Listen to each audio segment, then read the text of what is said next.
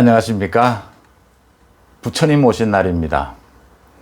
룰의 전쟁 이런 이야기를 많이 하죠. 어떤 경선이든 선거든 앞두고 이제 룰을 어떻게 하느냐가 굉장히 중요한 것이기 때문에 논란이 일 수밖에 없습니다. 국민의힘 전당대회를 앞두고 이번 당대표 선거의 룰을 어떻게 정할 것이냐, 사실은 물밑에서 굉장히 많은 얘기들이 오고 가고 논란이 됐습니다. 이제 룰이 정해졌습니다. 그러니까 국민의힘 선거관리위원회에서 어제 회의를 열고 이번 전당대회 룰을 확정했습니다. 예상했던 대로 3대 7이라고 이야기하죠. 우리 일반 여론조사, 일반 국민 여론조사 30%, 당원들 의사 70%, 그걸 그대로 유지하는 걸로 일단 정했습니다.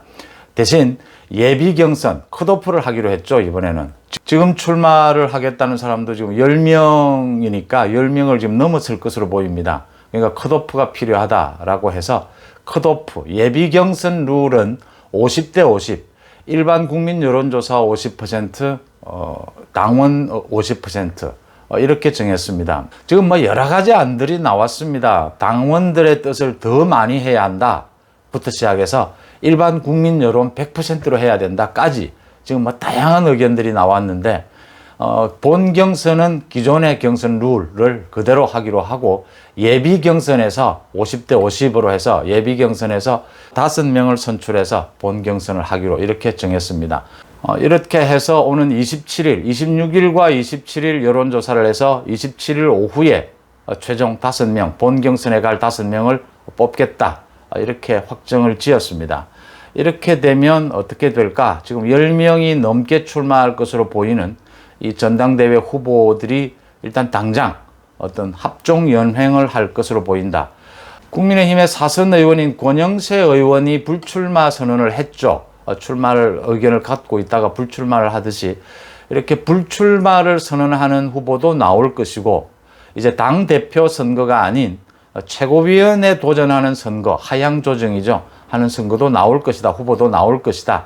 또 중진은 중진대로 또 신인, 그러니까 초선을 비롯한 이준석 후보 같은 경우에 이 신인 그룹에서도 합종 연행이 있을 것이다. 후보 조정이 좀 있을 것이다. 이렇게 예상이 됩니다. 대체적인 예상은 이런 룰이라면 예비 경선에서는 지금 중진들 그룹에서 양강이라고 하는 나경원과 주호영이 컷오프를 통과하지 않겠느냐 이렇게 보이고, 신진 그룹에서는 이준석과 김웅이 유력하지 않겠느냐, 또 윤희숙은 아직까지 출마 선언을 하지 않았는데 김은혜와 윤희숙의 가능성 이런 부분들도 이야기가 됩니다.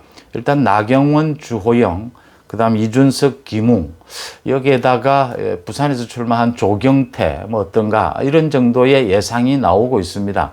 지난번 국민의힘의 서울시장 경선에서도 보시듯이 예비 경선에서는 당원들 의사가 20%가 반영이 되고 본 경선에서는 100% 일반 여론조사로 했죠.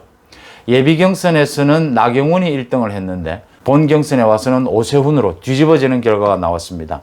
그러니까 당원들의 뜻이 20%였는데도 이렇게 차이가 나는데, 이번에는 당원들의 뜻이 본 경선에서 70%를 차지하는 만큼 결국 당원들의 뜻이 아마 좌우하게 될 것이다. 이렇게 보입니다. 그러니까 본 경선에서는 기존의 경선 룰을 그대로 따르기로 했기 때문에 아마 신인보다는 중진들에게 유리할 것이다. 이렇게 예상이 나오고, 대신 예비 경선에서는 신인들이 컷오프를 통과할 가능성이 좀 높아졌다. 이렇게 해석을 할 수 있을 것 같습니다. 국민의힘 전당대회가 이제 시작이 됐습니다. 다음 달 11일 전당대회가 열리는데 이제 룰도 정해진 만큼 일정도 다 나와 있습니다. 이 국민의힘 전당대회를 둘러싸고 많은 변수들이 지금 함수관계를 이루고 있습니다. 가장 중요한 것이 홍준표 복당, 그 다음 윤석열의 정치 재개 및 합류, 안철수와의 합당, 이 부분이 가장 중요합니다. 이게 지금 국민의힘의 전당대회와 맞물려 가지고 아주 복잡한 양상으로 돌아가고 있습니다. 가장 크게 논란이 되고 있는 것이 홍준표 복당입니다. 이 홍준표 복당에는 여러 가지 복선들이 깔려 있습니다. 모두의 의견을 종합해 보면 이런 겁니다. 홍준표 복당을 막을 명분은 없다. 근데 복당을 허용하되 전당대회 이후로 하자. 이런 쪽으로 지금 합의가 모이고 있습니다. 이런 의견들을 모아서 절충안을 내놓은 대표적인 사람이 정진석 의원이죠. 정진석 의원이 복당은 허용을 해야 된다. 복당을 막을 이유는 없다. 단 전당대회 이후에 하자. 지금 김기현 원내대표도 이런 식의 얘기입니다. 복당은 허용해야 한다. 그러나 시기는 좀 조정하자. 이런 얘기입니다. 홍준표 복당을 반대하는 쪽에서도 당장 뭐 절차적으로 형식적으로 홍준표 복당을 막아야 될 이유는 없습니다. 그러니까 주로 얘기하는 것이 홍준표가 복당을 하게 되면 당이 또 뭐 과거로 회귀한다든가 또 뭐 윤석열, 안철수가 합류하기 어려워진다든가 뭐 이런 식의 이야기를 합니다. 그러니까 야권 전체의 대선 후보들이 홍준표, 윤석열, 안철수 이렇게 꼽히는데 똑같이 기회를 주기 위해서 전당대회 이후에 같이 합당하는 것이 같이 합류하는 것이 맞지 않느냐. 김동연 전 부총리까지 홍준표로서도 지금 합당을 강력하게 주장을 하고 나서면서 여러 가지 노림수가 있을 수 있습니다. 그러니까 전당대회에서 홍준표의 영향력을 또 보여줘야 될 필요도 있고요. 그러다 보니까 복당을 찬성하든 반대하든 모든 사람들이 전당대회의 영향을, 홍준표의 복당에 영향을 끼치는 점을 막아보자, 최소화하자 이런 뜻에서 복당은 허용하되 전당대회 이후로 미루자. 그게 이제 윤석열, 안철수, 그 다음에 뭐 김동연까지 그 합당과 통합을 할 때 같이 하는 것이 좋지 않겠느냐 이런 주장들이 나옵니다. 결국 결론은 이렇게 내려질 것 같은데 이렇게 결론이 내려진다 하더라도 홍준표의 복당을 막을 명분은 없기 때문에 홍준표가 앞으로 자신의 복당에 대한 주장 또 기존 자유우파 정통성을 지켜온 자신의 입장에 대한 이야기는 전당대회 기간 중에도 내내 강하게 하게 될 것으로 보이고 거기에 따라서 전당대회가 일정 부분 영향을 미친다 이렇게 예상이 됩니다. 그 다음에 이제 윤석열 부분인데 윤석열 부분에서 가장 중요한 것은 이제 윤석열이 언제 정치 참여 선언을 하느냐 그 다음에 야권 대통합에 정식으로 어떻게 합류를 하느냐 이 부분인데 정치 참여 선언은 뭐 여러 가지 얘기가 나왔습니다. 그러니까 어제 5.18을 앞두고 윤석열이 메시지를 내면서 광주를 방문할 예정이다. 광주 방문을 추진하다가 지금 약간 반대들이 있고 해서 주춤하는 상황인데 윤석열이 아마 광주를 방문하게 된다면 이건 뭐 공식적인 정치 참여 선언이다. 이렇게 해석이 되는 부분이죠. 또 내일 모레입니다. 21일 윤석열을 지지하는 또 윤석열과 아주 가까운 뭐 과거 지도 교수였던 이런 교수들이나 전문가 집단 33명이 윤석열 지지 포럼을 만듭니다. 윤석열을 지지하는 지금 뭐 시민단체도 많고 또 뭐 정당 형식도 있고 많이 있지만 이렇게 전문가 집단, 윤석열과 아주 가까운 이 전문가 집단이 포럼을 만드는 것은 좀 각별한 의미가 있다 이렇게 보입니다.